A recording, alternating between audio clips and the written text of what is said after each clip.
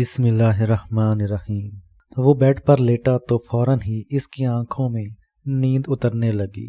तब वो गुस्ल खाने से निकली। मोहसिन राव के बेड के नज़दीक आकर इसने इसे बगौर देखा। मोहसिन राव दिलकश मर्द था, जिस पर कोई भी जिनसे मुखालिफ अपना दिल हार बैठ सकती थी। इसकी आंखें बंद थीं, चेहरे पर सुकून छाया हुआ था। वो सोता हुआ इतना हसीन लग रहा था कि वो बेकरार हो उठी। इसने मोहसिन राव के पैरों की तरफ आकर इसके दोनों अंगूठे पकड़ लिए और फिर वो धीरे धीरे इसके जिस्म में सरायत करने लगी। अंगूठों से पैरों में, पैरों से पिंडलियों में, फिर ऊपर और ऊपर यहाँ तक कि सीने में। मोहसिन राव इस वक्त पूरी तरह सो नहीं पाया था। नीम गनूदगी सी कैफियत में था। इसे यूं महसूस हुआ जैसे पाँव के अंगूठों से इसके जिस्म में धुआं सा भर रहा है। इस पर घटा सी छा रही है। खलिश एक सरशारी की कैफियत इस पर तारी हो रही थी। फिर ये धुआं सा, ये बादल से इसके अंदर होते इसके सीने तक पहुंच गए। इसके दोनों हाथ इसके सीने पर बंधे हुए थे। तब किसी ने इसे छुआ। एक रेशमीन हाथ का सा एहसास इसे अपने हाथ पर हुआ। अब इसने ला हौल वाला पढ़ने की कोशिश की। इसके जिस्म ने मुज़ाहमत का आगाज किया। इसने चीखना चाहा। वो नादरा को चीख चीख कर अपनी मदद के लिए पुकार रहा था। तभी एक झटका सा लगा और मोहसिन राव की आंख खुल गई। इसने गर्दन घुमाकर कमरे का जायजा लिया। कमरे में कुछ न था। वो गुस्ल खाने में जा चुकी थी। मोहसिन राव की समझ में न आया कि ये किस किस्म की कैफियत थी। आया इसने ख्वाब देखा है या ये सब जागते में हुआ है। इसके हाथ पर किसी नाजुक हाथ का लमस अब भी मौजूद था और पाँव के अंगूठे से सीने तक एक घटा सी छाने की कैफियत, इसका लाहौल पढ़ना और नादरा को मदद के लिए पुकारना। हर बात इसके जहन में अच्छी तरह नक्श थी। शायद वो लेटते ही सो गया था, इसने सोचा। इसने ख्वाब समझकर अपने जहन को झटका और फिर करवट लेकर सो गया। शाम को हिदायतुल्लाह ने इसे आकर उठाया। मुलाजमा दोबारा देख कर जा चुकी थी। वो गहरी नींद सोया हुआ था। तब नादरा ने हिदायतुल्लाह को भेजा था। इसने मोहसिन राव का बाजू छूकर आवाज दी, साहब जी, साहब जी। मोहसिन राव ने फौरन आंखें खोल दी और इससे पूछा, हाँ क्या हुआ? साहब जी, शाम हो गई है, आप कब तक सोएंगे? चाय पी लें, बीबी आपका इंतजार कर रही हैं। हिदायतुल्लाह ने बड़े मोतबाना अंदाज में कहा। अच्छा। मोहसिन राव ये कहकर फौरन उठ गया और गुस्ल खाने में दाखिल होने से पहले बोला, हिदायतुल्लाह, मेरा 5 मिनट इंतज़ार करो, मैं तुम्हारे साथ ही चलता हूँ। जी ठीक है साहब जी, हिदायतुल्लाह ने कहा। मोहसिन राव गुस्ल खाने में दाखिल हो गया। इसने अपने चेहरे पर पानी के खूब छपाके मारे। मुंह धोते धोते अचानक इसे एहसास हुआ जैसे गुस्ल खाने में इसके साथ कोई और भी है। इस ख्याल के साथ ही एक और एहसास उभरा। यकदम इसके दिल में नहाने की ख्वाहिश जागी। इस ख्वाहिश पर इसे बड़ी हैरत हुई, क्योंकि वो चंद घंटे पहले ही तो नहाया था। फिर इसका दिल इसे नहाने पर क्यों उकसा रहा था? इसके पीछे क्या अज़ाइम थे? किसी के अंदर होने का एहसास बदस्तूर कायम था। इसे खौफ सा महसूस होने लगा। वो मुंह धो चुका था और फौरन ही गुस्ल खाने से बाहर आ गया। कमरे में हिदायतुल्लाह मौजूद था। इसे देखकर मोहसिन राव ने सुकून का सांस लिया। मोहसिन राव ने सोचा कि हिदायतुल्लाह को गुस्ल खाने में भेज कर देखे, अंदाज़ा हो जाएगा कि ये महज इसका वहम है या फिर वाकई अंदर कोई चीज़ है। हिदायतुल्लाह, ज़रा बाथरूम में तो जाओ। साहब जी, बाथरूम में क्या है? वो मोहसिन राव की बात सुनते ही कांपने लगा। ओ भाई, डरो मत, वहाँ कोई भूत प्रीत नहीं है। तुम अंदर जाओ, दरवाज़ा बंद करो और 2 मिनट आईने के सामने खड़े होकर बाहर आ जाओ। मोहसिन राव ने इसे समझाते हुए कहा। अच्छा साहब जी, जाता हूँ। वो बादल नखास्ता गुस्ल खाने की तरफ बढ़ा। 2 मिनट के बाद जब वो बाहर आया तो मुस्कुरा रहा था। साहब जी, आपने तो मुझे डरा ही दिया था। अंदर कुछ नहीं है। मैंने तुमसे कब कहा था कि अंदर कुछ है? मोहसिन राव ने हंस कर कहा। हाँ, आपने कुछ कहा तो नहीं था, पर आपके अंदाज से पता चला जैसे अंदर कुछ है। हिदायतुल्लाह बोला। हिदायतुल्लाह के अंदर जाने और मुस्कुराते हुए बाहर आने से इसने अंदाज़ा लगा लिया कि ये एहसास अंदर कुछ है, महज इसका वहम है। अगर अंदर कुछ होता तो हिदायतुल्लाह भी इसको महसूस करता। खाने की मेज़ पर चाय के साथ बहुत कुछ था। نادرہ بضد اصرار اسے ایک ایک کر کے تمام چیزیں کھلاتی رہی۔ چائے سے فارغ ہوئے تو ٹیلر ماسٹر رزاق اس کا ناپ لینے آ گیا۔ اس نے کل صبح ایک پینٹ شرٹ سی کر دینے کا وعدہ کیا۔ بقیہ اور جوڑے رات تک پہنچانے کا یقین دلایا۔ محسن راؤ اپنے گھر لاہور جانے کے لیے بے قرار تھا۔ اس نے اس سلسلے میں نادرہ سے تذکرہ کیا۔ نادرہ، میں لاہور جانا چاہتا ہوں۔ جاؤ، نادرہ نے یک لفظی جواب دیا۔ اس مختصر سے جواب سے وہ اس کے لہجے کا اندازہ نہ لگا سکا کہ اس نے ناراض ہو کر کہا ہے یا خوشی سے۔ کیسے جاؤں؟ محسن راؤ نے پوچھا۔ تمہیں ہدایت اللہ چھوڑ آئے گا، اگر کہو تو میں بھی ساتھ چلوں۔ نہیں، ابھی نہیں۔ محسن راؤ فوراً بولا۔ پریشان مت ہو، میں تمہارے ساتھ تمہارے گھر نہیں جاؤں گی۔ گلبرگ میں میرے چچا رہتے ہیں، میں وہاں جاتی رہتی ہوں، میں وہاں چلی جاؤں گی۔ نادرہ ہنس کر بولی۔ خیر، ایسی کوئی بات نہیں، تم میرے ساتھ میرے گھر چل سکتی ہو، لیکن میں چاہتا ہوں کہ پہلے میں اپنے والدین کے ساتھ یہاں آؤں، تب تک راجہ صاحب بھی واپس آ جائیں گے۔ ٹھیک ہے، جیسے تمہاری مرضی۔ نادرہ نے اس کی بات سے اتفاق کر لیا۔ رات کا کھانا کھا کر وہ دونوں بہت دیر تک گڑی کے باغ میں ٹہلتے رہے۔ خوبصورت رومانوی باتیں، مستقبل کے خواب، چھیڑ چھاڑ، ہنسی مذاق، شعر و شاعری۔ جب وہ دونوں باتیں کر کے اور ٹہل ٹہل کر تھک گئے تو نادرہ اسے اس کے کمرے تک پہنچا کر اندر گڑی میں چلی گئی اور وہ کمرے میں آ گیا۔ اندر آ کر اس نے دروازہ بند کر لیا، لیکن چٹکنی نہ لگائی۔ کپڑے تبدیل کر کے اس نے لائٹ بجھائی اور بیڈ پر لیٹ کر ٹانگیں پھیلا لیں، اور لاہور جانے کے بارے میں سوچتے سوچتے اس کی آنکھیں بوجھل ہونے لگیں۔ پھر جلد ہی وہ نیند کے آغوش میں چلا گیا۔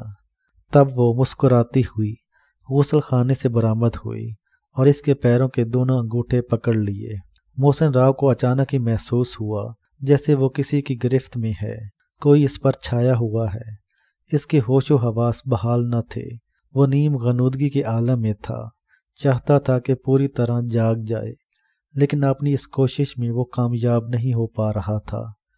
ایک سرشاری سی کیفیت اس پر طاری ہوتی جا رہی تھی، ایک ریشمین سے لمس کا احساس تھا۔ وہ جو بھی تھا اس پر پوری طرح چھایا ہوا تھا۔ اس کے اعصاب مکمل طور پر اس کی گرفت میں تھے۔ ایک نشہ سا تھا جو بڑھتا جا رہا تھا۔ کیف آگئین لمحے دراز ہوتے جا رہے تھے اور اس کے ہوش اڑتے جا رہے تھے۔ صبح جب اس کی آنکھ کھلی تو اسے بے حد نکہت محسوس ہو رہی تھی۔ وہ اٹھا تو اس کی آنکھوں کے سامنے اندھیرا سا چھا گیا۔ وہ فوراً ہی بیڈ پر بیٹھ گیا، پھر کچھ دیر بیٹھ کر اٹھا اور آہستہ آہستہ چلتا ہوا غسل خانے میں پہنچا۔ غسل خانے میں پہنچ کر جب اس کی نظریں آئینے پر پڑی تو وہ اپنا چہرہ دیکھ کر خوف زدہ ہو گیا۔ وہ کسی چھپکلی کی طرح ایک دم زرد ہو رہا تھا۔ وہ منہ ہاتھ دھو کر باہر نکلا تو دروازے پر ہلکی سی دستک ہوئی۔ اس نے یہ سوچ کر کہ کوئی ملازمہ یا ہدایت اللہ ہوگا، کرسی پر بیٹھتے ہوئے زور سے آواز لگائی، دروازہ کھلا ہے۔ تبھی تھوڑا سا دروازہ کھلا، ٹرے میں رکھے برتن بج اٹھے۔ اس کی ٹرے پر نظر پڑی، پھر ٹرے جس کے ہاتھ میں تھی اس پر نظر پڑی۔ ارے! وہ چونک کر اٹھ گیا۔ ارے آپ نے یہ زحمت کیوں کی؟ ناشتہ کسی ملازمہ کے ہاتھ بھجوا دیتی۔ ہاں، ایسا بھی ہو سکتا تھا۔ نادرہ نے اندر آ کر مسکراتے ہوئے ٹرے میز پر رکھی۔ تو پھر ایسا کیوں نہیں کیا؟ محسن راؤ نے شکایتی انداز میں کہا۔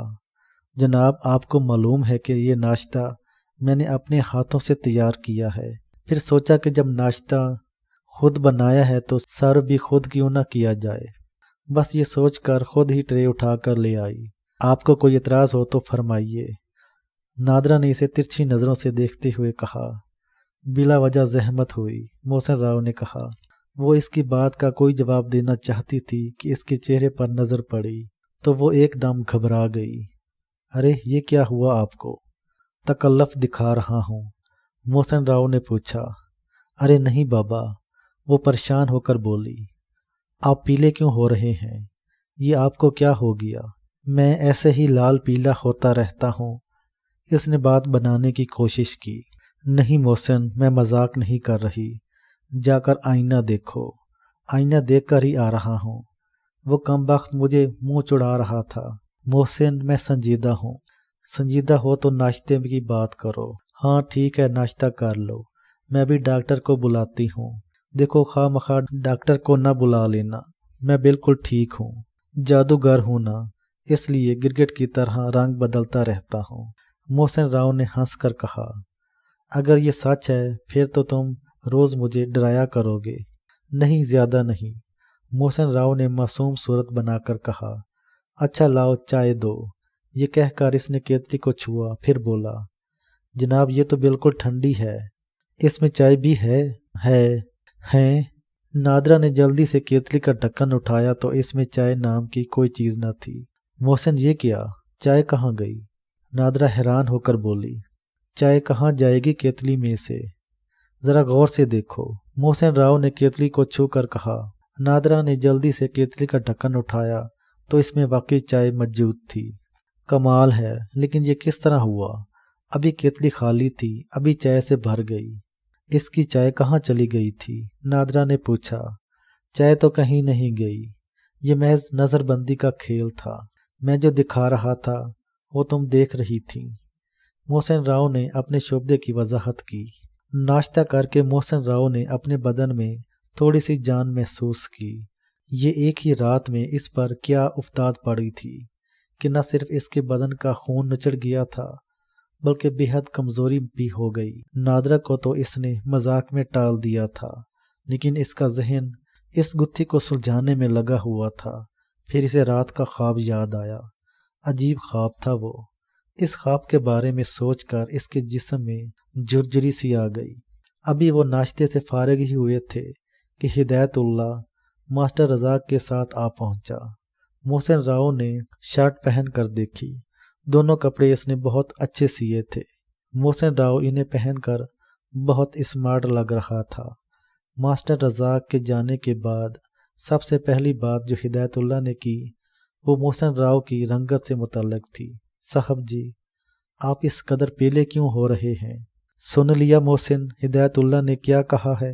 آپ میری بات مذاق میں اڑا رہے تھے، نادرا نے کہا۔ ارے کچھ نہیں ہوا مجھے، محسن راؤ نے بے نیازی سے کہا، لیکن جوگی رام پال کے ساتھ جو کچھ ہوا ہے وہ بالکل اچھا نہیں ہوا، بہت برا ہوا ہے، بہت ہی برا، ہدایت اللہ نے افسردہ لہجے میں کہا۔ کیا ہوا ہدایت اللہ؟ دونوں نے بیک وقت پوچھا۔ صبح ہی صبح میں جوگی رام پال کے گھر گیا تھا، بی بی نے مجھے 5,000 روپے دیے تھے جوگی رام پال کو دینے کے لیے۔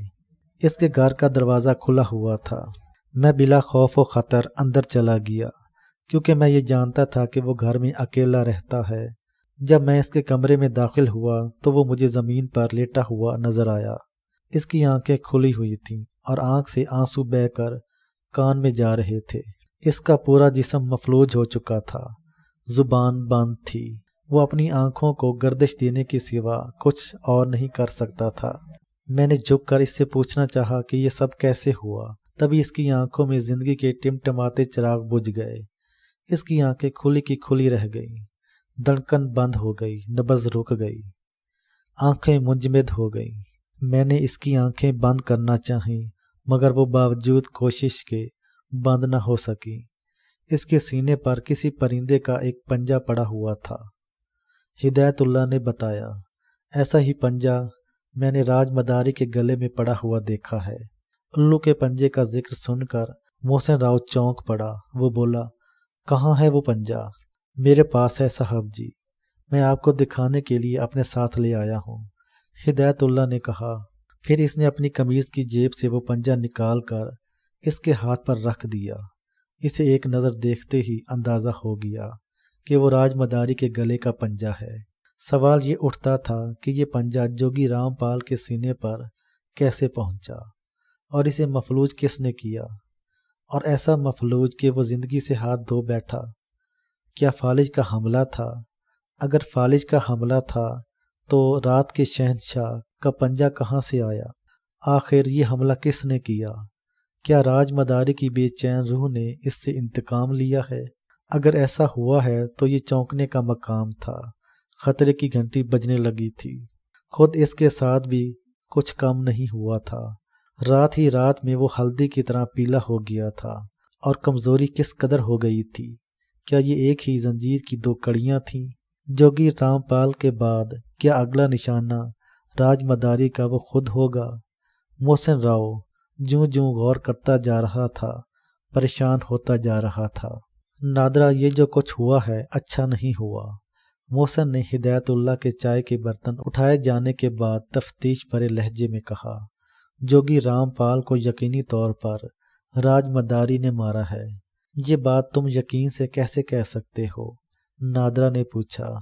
یہ الو کا پنجہ، محسن نے کالے دھاگے میں تعویذ کی طرح بندھا ہوا الو کا پنجہ اس کی آنکھوں کے سامنے لہرایا۔ یہ وہی پنجہ ہے جو راج مداری کے گلے میں پڑا رہتا تھا۔ اسے میں اچھی طرح پہچانتا ہوں۔ اب کیا ہوگا محسن؟ نادرا نے سہم کر کہا۔ خطرہ کم ہونے کی بجائے بڑھ گیا ہے، بہت محتاط رہنا ہوگا، محسن نے کھوئے ہوئے انداز میں کہا۔ اللہ مالک ہے، دیکھا جائے گا۔ نادرا میں اچانک جانے کہاں سے ہمت آ گئی۔ آؤ چلو، تمہیں بہرام نگر کی سیر کراؤں۔ چلو۔ محسن فوراً راضی ہو گیا۔ کیسے چلیں گے؟ اس نے پوچھا۔ چاہو تو جیپ سے چلتے ہیں، اور اگر گھڑ سواری کا موڈ ہو تو گھوڑوں پر، نادرا نے کہا۔ برسوں ہو گئے گھڑ سواری کیے، چلو گھوڑوں پر چلتے ہیں، محسن راؤ نے خوشی بھرے لہجے میں کہا۔ ٹھیک ہے، میں گھوڑے کسواتی ہوں، تم اتنی دیر میں ڈریس چینج کر لو۔ یہ کہہ کر نادرا باہر نکل گئی۔ محسن راؤ اٹھا، اس نے نئے کپڑے پہنے اور کمرے میں ٹہلنے لگا۔ تھوڑی دیر ہی گزری تھی کہ ہدایت اللہ اسے لینے آ گیا۔ گڑھی کے دروازے پر دو خوبصورت گھوڑے موجود تھے۔ محسن راؤ نے اپنی سواری کے لیے مچکی گھوڑا پسند کیا۔ نادرا سفید گھوڑے پر سوار ہو گئی۔ اس نے گھوڑے کو ایڑی لگائی اور گڑھی کے بڑے دروازے کی طرف بڑھی۔ محسن راؤ نے اپنا گھوڑا اس کے طاقوں میں لگا دیا۔ یہ ایک سرسبز علاقہ تھا۔ وہ دونوں گھوڑے دوڑاتے ہوئے کافی دور نکل آئے تھے۔ بہرام نگر کہیں بہت پیچھے رہ گیا تھا۔ نادرا کو اندازہ نہیں تھا کہ محسن راؤ اتنا اچھا شہ سوار ہے۔ خود محسن راؤ کو بھی معلوم نہ تھا کہ نادرا اتنی اچھی گھوڑ سواری کر لیتی ہے۔ جب دونوں نے گھوڑے دوڑائے اور اتنی دور تک دوڑائے تو دونوں کو ایک دوسرے کے بارے میں پتہ چلا کہ وہ کتنے زبردست گھڑ سوار ہیں۔ محسن راؤ نے اس گھڑ سواری سے خاصا لطف لیا۔ اب وہ دونوں آہستہ آہستہ گھوڑے دوڑاتے ہوئے ساتھ ساتھ چل رہے تھے۔ دونوں باتیں کرتے جا رہے تھے۔ محسن راؤ کو لاہور جانے کی فکر تھی۔ وہ کہہ رہا تھا، ہاں تو نادرا، میں شام کو لاہور چلا جاؤں۔ شام کو نہیں، کل صبح جانا۔ ایک دن تو اور رکو میرے پاس، پھر آج تمہارے 2 جوڑے اور سل کر آ جائیں گے۔ کپڑوں کی کوئی فکر نہیں ہے، محسن راؤ نے کہا۔ تمہیں نہیں ہوگی، لیکن مجھے ہے۔ میں تمہارے والدین کے سامنے شرمندہ نہیں ہونا چاہتی۔ ابھی محسن راؤ نے جواب دینے کے لیے منہ کھولا ہی تھا کہ اس کا گھوڑا ایک دم بڑک اٹھا۔ آنن فانن اس نے رفتار پکڑ لی۔ چشم زن میں وہ ہوا سے باتیں کرنے لگا۔ محسن راؤ کی سمجھ میں نہ آیا کہ یہ ہوا کیا۔ وہ گھڑ سواری میں ماہر نہ ہوتا تو گھوڑے کے اچانک بے قابو ہونے پر زمین بوس ہو جاتا۔ محسن راؤ کو بس یوں محسوس ہوا جیسے کسی نے اچانک پیچھے سے زوردار چابک مار دیا ہو۔ محسن راؤ نے اس کی پیٹھ پر سنبھل کر اسے ہر ممکن روکنے کی کوشش کی، لیکن رکنا تو دور کی بات ہے، گھوڑے نے اپنی رفتار بھی کم نہ کی۔ محسن راؤ کو لگام کھینچنے کی ساری کوشش رہ گئی۔ سامنے جنگل تھا۔ گھوڑا دیکھتے ہی دیکھتے جنگل میں داخل ہو گیا۔ محسن راؤ کے گھوڑے نے بڑک کر جیسے ہی رفتار پکڑی تو نادرا نے فوراً اپنے گھوڑے کو ایڑی لگائی، لیکن اس کا گھوڑا اڑیل ٹٹو بن گیا۔ وہ چل کر ہی نہ دیا۔ اس نے جب بہت غصے سے ایڑی ماری تو گھوڑا پلٹ کر دوڑنے لگا۔ نادرا نے بڑی مشکل سے اسے روکا۔ پھر اس نے گھوڑے کا رخ موڑ کر دوبارہ ایڑی لگائی تو اس مرتبہ اس کا گھوڑا جنگل کی طرف چل پڑا۔ نادرا آہستہ آہستہ اس کی رفتار بڑھاتی گئی، یہاں تک کہ وہ جنگل میں داخل ہو گئی۔ جنگل میں داخل ہو کر اس نے اپنے گھوڑے کو روکا اور جنگل کا جائزہ لینے لگی۔ جنگل میں سناٹا طاری تھا۔ محسن راؤ کا دور دور تک پتہ نہ تھا۔ گھوڑے کی ٹاپوں کے تازہ نشانات موجود تھے۔ وہ ان نشانوں کو بغور دیکھتی ہوئی ان نشانوں پر اپنا گھوڑا دوڑانے لگی۔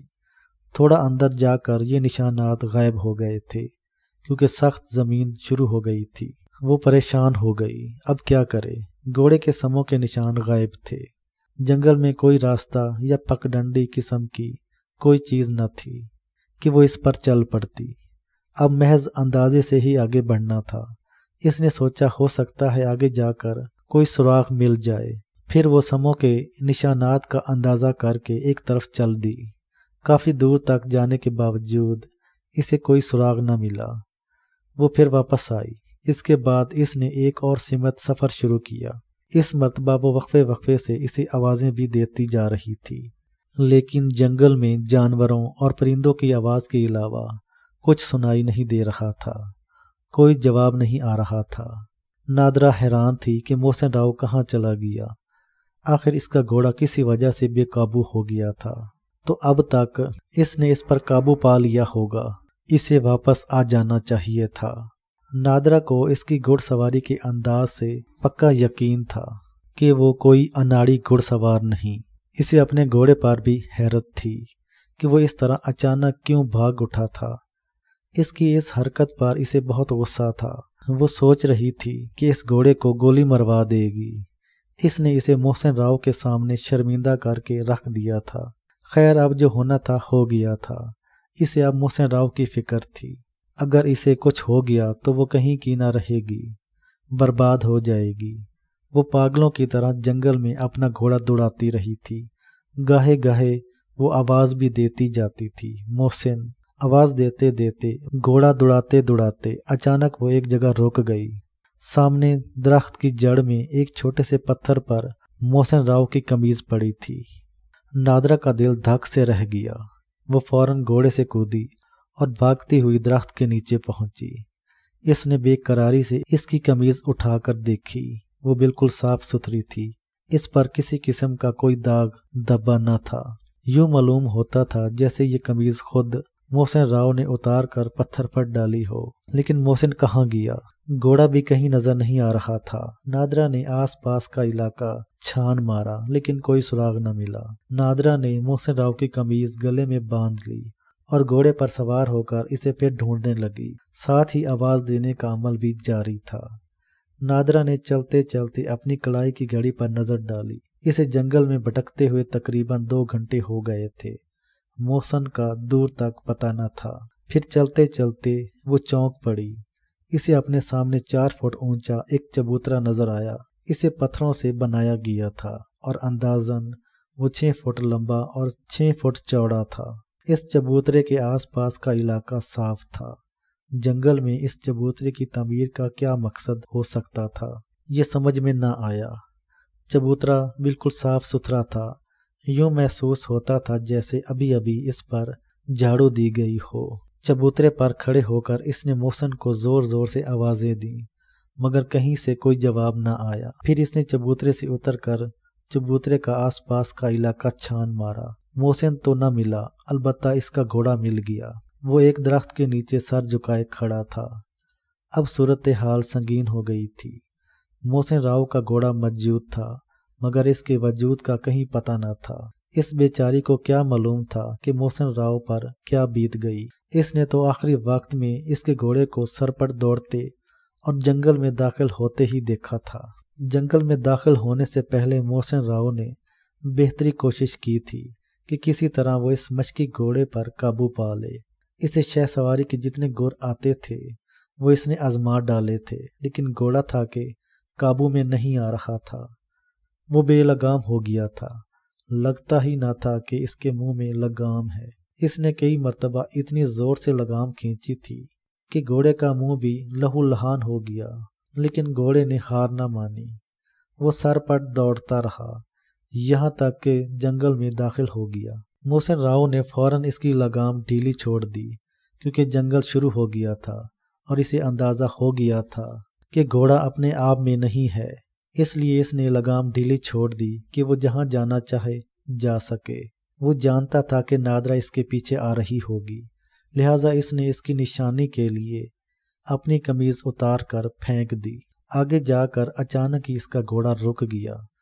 پھر وہ اگلے 2 پاؤں پر کھڑا ہو گیا اور اپنا توازن برقرار نہ رکھ سکا، گر پڑا۔ اگر محسن راؤ فوراً ہی اس کی پیٹھ سے نہ اتر جاتا تو وہ گھوڑے کے نیچے ضرور دب گیا ہوتا۔ گھوڑے سے اتر کر جب وہ سیدھا کھڑا ہوا تو اس نے اپنے سامنے ایک چبوترا دیکھا۔ اس چبوترے پر ایک سرخ قالین بچھا ہوا تھا اور قالین کے درمیان اس پر کوئی بیٹھا ہوا تھا اور محسن کی طرف اس کی پیٹھ تھی۔ اس جنگل میں یہ سنگی چبوترا، اس پر سرخ قالین اور قالین پر چادر میں لپٹا وجود، عجیب سا پر اسرار منظر تھا۔ وہ دھیرے دھیرے چبوترے کے نزدیک پہنچا اور چادر لپٹے وجود سے مخاطب ہو کر بولا، کون ہو تم؟ انسانی آواز سن کر اس وجود میں حرکت ہوئی۔ وہ چادر اوڑھے اوڑھے کھڑا ہو گیا، پھر اس کی طرف گھوما اور چادر اپنے سر سے سرکا دی۔ ریشمین چادر اس کی ریشمین بدن سے پھسل کر زمین پر آ گری۔ وہ ایک انتہائی حسین عورت تھی اور اب اس کے جسم پر لباس نام کی کوئی چیز نہ تھی۔ محسن راؤ اس قیامت خیز منظر کی تاب نہ لا سکا۔ اس نے فوراً اپنا منہ دوسری طرف پھیر لیا۔ ارے یہ کیا کرتے ہو؟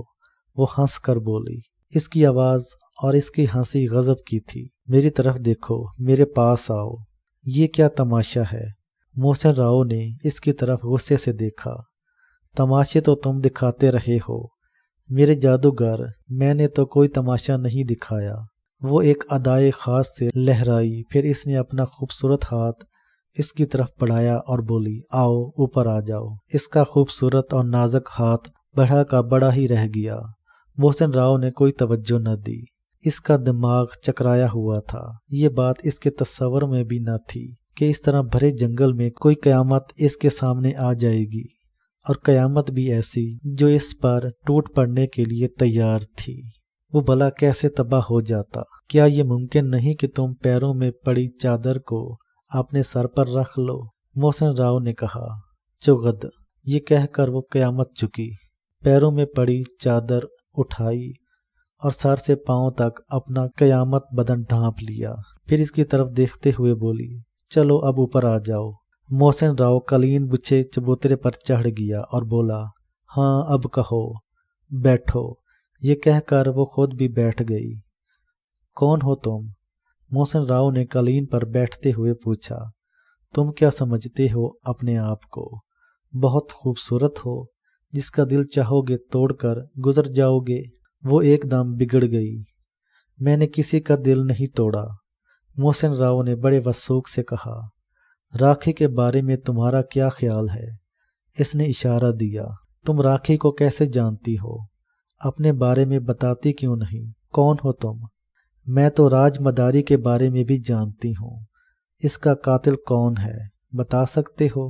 میں نہیں ہوں، محسن راؤ نے کمزور لہجے میں کہا۔ تم نہیں ہو تو اور کون ہے؟ اس کے لہجے میں سختی آ گئی تھی۔ راج مداری نے تمہیں اپنے گھر میں کس قدر پیار سے رکھا، کس قدر محبت دی، تمہیں اپنا کام سکھایا، تمہاری زندگی بچائی، اور تم نے اس کے ساتھ کیا کیا؟ اس کی بیٹی کی توہین کی، اس کا دل توڑا، اس کی محبت کو محبت نہ سمجھا، پھر راج مداری کے اعتماد کو ٹھیس پہنچائی، دھوکے سے اسے قتل کروا دیا۔ راج مداری تمہارا محسن تھا، تم نے اپنے محسن کے ساتھ ایسا سلوک کیا، بولو کیوں؟ اس نے مجھ پر قبضہ کر لیا تھا، محسن راؤ نے شکوہ کیا۔